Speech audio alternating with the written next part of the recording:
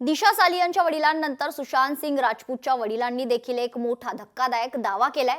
दिशा आणि सुशांतच्या मृत्यूमागे काहीतरी कनेक्शन असल्याचा संशय असल्याचे त्यांनी सांगितले। सुशांत सिंग राजपूतच्या वडिलांचा मृत्यूबाबत आता धक्कादायक दावा समोर येतोय।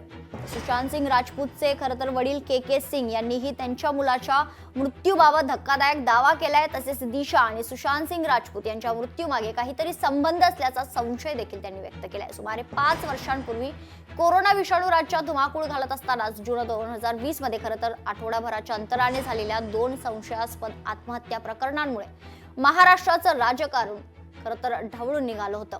बॉलिवूड अभिनेता सुशांत सिंग राजपूत याची माजी मॅनेजर दिशा सालियन हिने आत्महत्या केल्यानंतर आठवडाभरातच 14 जूनला खरं तर सुशांत सिंग राजपूत हाही त्याच्या घरामध्ये मृतावस्थेत सापडला होता। दरम्यान या दोनही मृत्यूंमागच्या कारणांचा उलगडा अद्याप झालेला नाहीये। त्यातच दिशा सालियन हिच्या वडिलांनी मुंबई उच्च न्यायालयात याचिका दाखल करत माजी मंत्री आदित्य ठाकरे यांच्या विरोधात गंभीर आरोप केल्यानं या प्रकरणाची पुन्हा एकदा चर्चा सुरू झाली आहे। त्या पाठोपाठ आता सुशांत सिंग राजपूत याचे वडील के सिंग यांनीही त्यांच्या मुलाच्या मृत्यूबाबत धक्कादायक दावा केलाय।